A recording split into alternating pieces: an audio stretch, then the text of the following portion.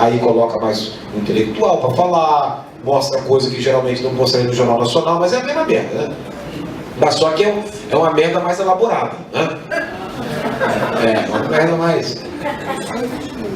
uma merda com desinfetante. Continua o Bernet, no livro Propaganda.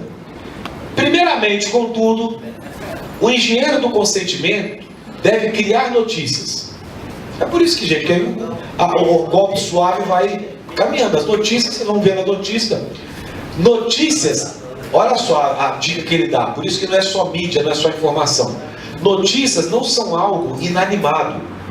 É a evidência que produz notícias, e as notícias, por sua vez, modelam as atitudes e as ações das pessoas. Notícia não é eu chegar e falar em gravações, Lula usa palavrão para falar com não sei quem. Em gravações, Jesus, acabei de falar o nome dele agora, esqueci, o ex-presidente da Transpetro, Sérgio Machado. O Sérgio Machado conversa com o Renan Calheiros, assume que a retirada da presidente era para escapar da investigação. Seria notícia, né? Informar-se dessa forma. Não é assim que se faz. A notícia não é de forma inanimada. Então, a notícia da primeira gravação do Sérgio Machado com o Roberto Jucá. Primeiro, não foi a primeira manchete, e nem a última, que são as principais, entrou no meio da matéria. Mas antes, falou em coisa da Venezuela, mostrou, olha, a Venezuela como é que estava, foi preparando todo o terreno, e depois mostrou as gravações. E depois continuou com outra notícia. Tipo assim, passou. Como é que foram as gravações de Lula com Dilma? Escândalo, o tempo todo. O jornalista da Gazeta me ligou, querendo que eu desse entrevista. Eu dei entrevista sobre o quê, cara? Sobre o cara falando palavrão no telefone? Vai dizer que você não fala palavrão no telefone? O que aí eu falei assim, eu posso comentar se você disser nas gravações o que tem que incrimine alguma pessoa. Tem. Não, eu queria comentar sobre o uso de palavras de baixo calão. Eu falei, rapaz, é conversa privada. Você tem coisa mais importante para poder fazer matéria. Eu não vou falar sobre isso. Vou falar sobre o que o cara conversa no telefone. Se ele xinga a mãe do outro, se ele trava a mulher dele, não vou comentar sobre isso. É conversa privada que o juiz botou lá. Mas fizeram uma coisa que aquilo molda a atitude das pessoas. Então, um ex-presidente falar um palavrão gera mais indignação do que um ex-presidente no estatal do PMDB falando com o ministro do Planejamento, que seria ministro do Planejamento, que precisa fazer o impeachment para poder livrar a investigação. Ainda é mais importante na cabeça de muita gente os palavrões da ligação do Lula. É construído. O desenvolvimento de eventos e circunstâncias que não são rotina é uma das funções básicas do engenheiro do consentimento.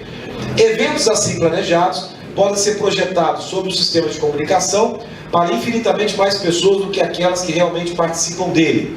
Falando de outra coisa. E tais eventos dramatizam vividamente ideias para aqueles que não testemunharam os eventos. Bom, está falando isso da mesma coisa. Evento pode ser um acontecimento, pode ser um fato. A gravação, o vazamento da gravação, eu posso fazer disso um evento. E aí todo mundo olha, pô, não vi, mas você viu? Isso aqui é um comentário do momento. Ou eu posso simplesmente dar uma matéria que não cria um evento, não dá aquela importância. Tudo isso é muito bem pensado. Vou continuar um pouquinho com ele. Fica chato, né, ficar lendo assim, mas é porque o cara é direto demais, né? Eventos dignos de notícia, envolvendo pessoas, geralmente não acontecem por acidente. Eles são planejados deliberadamente para cumprir um propósito, para influenciar nossas ideias e ações. Volto a dizer, ele não está assim constatando um fato. Ele está dizendo, é assim, olha, usem. É assim. Você tem que planejar os eventos. Você tem que planejar para que eles virem uma coisa importante. E a comunicação é a chave da engenharia social para a ação social. A chave é isso. Quem controla a comunicação, se usar de maneira científica, planejada, como ele ensina, ela vira a chave da engenharia social que conduz a uma ação social. Mas não é suficiente lançar folhetos e boletins em mimeógrafos do tempo dele, né? Anunciar nos jornais ou encher as ondas de rádio com conversas. Palavras, sons e imagens fazem pouco, a não ser que sejam as ferramentas de um plano profundamente pensado e de métodos cuidadosamente organizados. Se os planos forem bem formulados e um uso adequado é feito deles, as ideias veiculadas pelas palavras se tornarão realmente parte e componente das pessoas. E é isso, aquela coisa lá do George Orwell. A pessoa põe a ideia, ela incorpora, ela se torna um deles. Então, quando a gente vai discutir com uma pessoa na rua ou pela internet, a pessoa acha que ela é da turma do pessoal que promoveu o impeachment. Ela acha que a ideia dela é dela. Aqueles 5 grupos que eu falei que se uniram para fazer isso, daquele grupo não pertence nenhum trabalhador. Mas tem trabalhador que acha que aquilo é vontade dele também. Porque a coisa é muito bem feita, a coisa é muito bem planejada. E está lá, toda a ciência do planejamento disso está disposta. Isso em 1928, esse livro, de lá para cá, olha quanto deve ter avançado. Nessas técnicas e tudo mais, principalmente com o estudo do cérebro. Deixa eu contar um exemplozinho que eu vi, que eu achei espetacular. Um mágico, um ilusionista, ele fez a seguinte mágica: pegou 2 publicitários, mandou um carro pegar eles. O carro pegou eles e levou até no escritório dele lá. E o mágico falou o seguinte: olha, vocês têm meia hora para bolar uma campanha publicitária para um cemitério de animais que eu quero montar. Vocês vão fazer a campanha publicitária do cemitério de animais. Eu deixo vocês em meia hora, tenho um papelzinho aqui, e vou colocar um papel embaixo de uns livros lá da televisão, não lembro quem botou embaixo o papel ficou lá à vista deles. Os publicitários foram lá, fizeram um desenho, que era um portãozinho, um ursinho, um céu e uma frase lá. Aí tá, o mágico entra, olha o desenho deles e tal, tira o papel que ele colocou embaixo e é quase igual. A ideia é a mesma. Aí os caras ficam assustados, né? Pô, o mágico desenhou antes, colocou o papel ali, como é que ele podia saber o que a gente ia fazer? O mágico depois revela o truque. E chama o truque de a vingança nos publicitários. Aí volta a câmera, volta as cenas, e mostra o carro que foi pegar os publicitários, os diversos eventos que o mágico organizou para acontecer no percurso, que tocavam o inconsciente dos publicitários. Então, por exemplo, tem uma hora que o carro para, o pessoal faz o sinal para parar, passa um monte de criança com a camisa com um ursinho e uma nuvem, e eles ficam olhando aquilo, mas passa um monte de criança, vai sem perceber. Passa depois um portão assim, parece um portão do cemitério, não sei o que era, e para ali. Ou seja, o mágico foi conduzindo a eventos que provocavam certas ideias e que depois apareciam no negócio. Aí os publicitários riram, aí o mágico falou: é isso que vocês fazem conosco. Olha como é que a mente é possível manipular de uma forma profissional, de forma que as pessoas acham que estão fazendo as coisas. Eu achei incrível aquilo, né?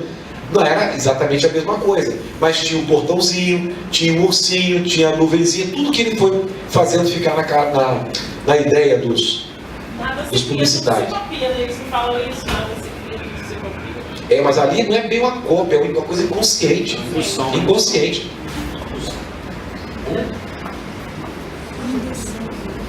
O que falaram aí? Ele falou indução. Induz a pessoa a pensar daquela maneira, a ver dessa maneira.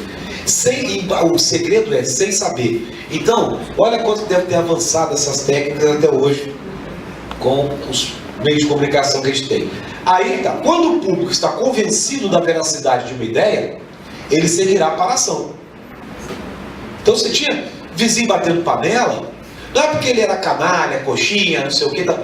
Muitos achavam que era mesmo: eu estou contribuindo para o bem do Brasil, eu estou protestando. Aí falava: você é hipócrita, porque bate panela para Dilma, mas não bate para as coisas do Temer. É porque a mídia não está mandando ninguém bater panela para o Temer. É por isso que as pessoas não conseguem perceber isso. a hipocrisia não é tanta hipocrisia da pessoa. É porque ela não vê a voz grave do William Bonner dizendo Michel Temer faz não sei o que, para falar, pô, não pode. Até a entonação de voz você pode dar o sentido das coisas. Inclusive a comunicação é feita na performance, ela não é feita das palavras. Porque, por exemplo, vai gravar, não posso falar palavrão, mas todo mundo fala, né? A gente edita. Edita, né? Não, mas não tem como editar porque faz parte do negócio. Por exemplo, filho da puta. É xingamento, não é? Depende de como você usa. Você encontra o seu amigo, seu filho da puta. Você não está xingando ele. É a maneira como usa. Agora você chega pro cara, seu filho da puta. Aí você está xingando. Então a hora de dar notícia também, a maneira como se dá o conteúdo da notícia. Ah, porque a Globo esconde. Não é que ele esconde, tem coisa que ele esconde. Ela mostra, mas mostra de um jeito que dá o sentido que ela quer. A cara do William Bonner vai falar, dá o sentido. Então não é porque ela esconde, não é porque ela não mostra. Esse negócio assim, isso a Globo não mostra. A Globo vai lá e mostra. Ih, errei. Não, é a maneira como mostra. É a maneira como mostra. Esse que é o grande problema. Não é que não mostra, não é que esconde. A nossa ideia sobre a mentira da mídia, ela não é muito adequada. A gente acha que ela não fala. Ela fala. Só que ela fala de um jeito que dá todo o sentido da mensagem. E o sentido que leva as pessoas a bater panela, a ir para a Praça do Papa, a vestir camisa da CBF, a gritar contra a corrupção e ao mesmo tempo ficar pagando propina para poder se livrar de uma multa. Lutar contra a corrupção e só negar imposto. Então, tudo isso está dentro de uma coisa produzida. Bom, vamos para a parte final. O que fazer? Primeiro tem que fazer o seguinte. Como todo estrago e toda essa estrutura ela foi produzida no longo prazo, nós não podemos querer ter mudanças também só de curto prazo. A gente tem que pensar no longo prazo. A sociedade avançou nos momentos passados em função de toda a luta que foi sendo feita em outros lugares. Os direitos trabalhistas que nós temos hoje foi fruto de lutas que começaram lá na Europa. Algumas só foram repetidas aqui. Alguns direitos foram repetidos aqui por causa de luta de trabalhadores na Europa. E a luta dos trabalhadores no Brasil foi conquistando outras e você tem várias conquistas já registradas. Agora, tudo isso não foi assim. De um momento para outro, um grupo decidiu que ia mudar o país e a coisa mudou. Agora, por isso tem que ser um processo sempre de longo prazo. Mas, nesse momento específico, né, nesse momento agora, nesse caso, a gente tem que tomar as ruas. As manifestações estão sendo planejadas. A gente tem que ir, porque tem que ter muita gente. A gente tem que participar, se esforçar para estar nas ruas. Tem acontecido manifestações. Quarta-feira mesmo teve uma. Saiu da UFS, vai ter assembleia.